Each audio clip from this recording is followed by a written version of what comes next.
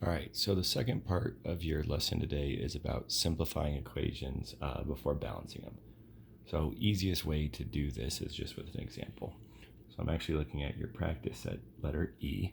We've got the equation 3w minus 10 plus w equals 90. So what we're trying to do in this particular equation is solve for w. The problem is we've got two different terms that have w in them. So we've got to simplify first, then we can go through our steps to balancing an equation. So I see three terms on the left side here. I see the 3w, positive 3w, negative 10, and a positive w. So what we want to do is we want to combine like terms first. So I see two pieces with identical variable parts, therefore we can combine them. We've got a positive 3w and a positive, remember if there's no coefficient there, it's just assumed that it is 1. So we've got a positive 3 plus a positive 1 something. So 3 plus 1 gives us 4. So we can simplify that and say we've got 4w. Now we've still got the negative 10 attached, so we've got 4w minus 10 equals 90. Now this just turns into a two-step equation. So what's attached to our variable? We've got the 4 attached through multiplication, and we've got the 10 attached through subtraction. Remember, when balancing an equation, we want to start with the simplest operations first. So subtraction is simpler than multiplication, so we're going to get rid of the subtraction first. To do that, we do the opposite. So we're going to add 10 to both sides. 4w minus 10 plus 10 is just 4w. And then 90 plus 10 gives us 100. So we now have 4w equals 100. Next step, we've got to get rid of that 4. It's attached to multiplication, so we're going to divide. 4w divided by 4 gives us just w. 100 divided by 4 gives us 25. So our solution is w equals 25. Now, we can plug that back into the original problem to check and see if this all works out. So our original problem is 3w, so 3 times 25 minus 10 plus 1w, which is 25, so plus 25. So let's check and see if we're right. 3 times 25 is 75. So I've got 75 minus 10 plus 25. So if we take 75 minus 10, we get 65. And then we're left with 65 plus 25, which does in fact equal 90. So we know our solution of w equals 25 is correct. So combine like terms first, then go through the process of balancing your equation. All right, let's look at another example that involves using the distributive property. And let's do one that is going to deal with variables on both sides. So let's do this. 3x equals 2 times x minus 4. So this one's a little trickier because we've got the distributive property and we're going to end up with a variable on both sides. So first, let's simplify as much as we can. So we can actually simplify this distributive property over here. So we're going to distribute this times 2 to both the x and the minus 4 or the negative 4. So 2 times x gives us 2x. And then you can either think of it as minus 2 times 4, which is 8, or you can think of it as 2 times a negative 4, which is going to give us negative 8. Either way, you're going to get 2x minus 8 on this side. So equals 3x, because we didn't do anything to the left side yet. All right, so now we want to get x by itself on one side or the other. It's typically going to be easiest to get it on the side that has more of it. So 3x is more than 2x, so it's going to be easier to get x by itself over here than it is over here. So we've got 2x minus 8. Another way you can think of this is it's 2x plus a negative 8. So these two things are attached through addition, so we can subtract 2x from both sides to get rid of x on the right side of our equation. So 2x minus x is just 0. 3x minus 2, if you have 3 dogs and you take away 2 of them, you have 1 dog. So on the left side, we just have x.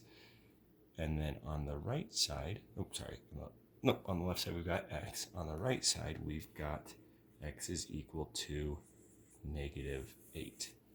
So there's our solution. Let's plug it back in and check. So we're saying x is equal, so x equals negative 8. So let's plug it back in.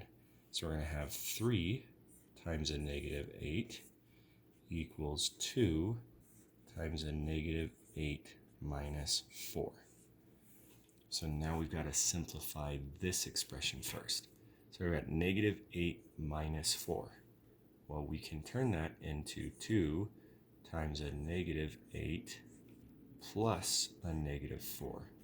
Remember, instead of subtracting, we can add the opposite. So instead of subtracting 4, we're adding a negative 4. So now we've got negative 8 plus negative 4, which is negative 12. And then negative 12 times 2 is negative 24. So if this really is the solution, then the right side should equal the left side. Well, 3 times 8 is 24. 3 times a negative 8 is negative 24. So we see that we have the correct solution. So simplify as far as you can go, then balance your equation by doing opposite operations to isolate your variable on one side. Let's do one more where we've got variables on both sides. So let's look at 3y plus 5 equals y minus 25. So here's another problem where we've got a variable on both sides. So we want to get the variable by itself on one side. Okay, and again, it's going to be easiest to get it on the side that has more of it. So it's going to be easiest to get the variable all by itself on the left side because 3y is bigger than 1y.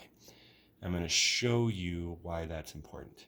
Because you might think, oh, we can get y by itself just by adding 25 to both sides. So we'd add 25 to both sides. 3y plus 5 plus 25 is 3y plus 30. Y minus 25 plus 25 is just y. So you say, hey, I got y by itself. The problem is you've solved y for y. And we don't want to do that. We want to solve y for a known number, which is why it's easiest to get your variable by itself on the side that has more. So y minus 25 can be rewritten as y plus a negative 25. Now we can get rid of this y by subtracting y from both sides. So 3y minus y, 3y minus 1y gives us 2y. We still have that plus 5. And then on the right side, y minus y cancels out, and we're left with just negative 25. Now we've got an equation that we can balance. So attached to our y is the 2 and the 5. 5 through addition, 2 through multiplication. So we're going to subtract 5 from both sides. So negative 25 plus a negative 5, or negative 25 minus 5, right? Instead of subtracting, we add the opposite. So negative 5 plus negative 25 gives us negative 30 on the right side. And what's left over on the left is just 2y. So now we've got to divide by 2 on both sides. These 2's cancel out. Negative 30 divided by 2 gives us negative 15. So our final solution is y equals negative 15. Always plug it back in and check to see if you're right. That's the great thing about these types of problems is when you solve for a variable, if you're right, it should plug back in and make this a true statement. So we're saying y is negative 15. So we've got 3 times a negative 15 plus 5 should be the same exact thing as negative 15 minus 25. So let's check it and see if that's right. 3 times negative 15. 3 times 15 is 45. Let the negative come with it. So this would be negative 45 plus 5.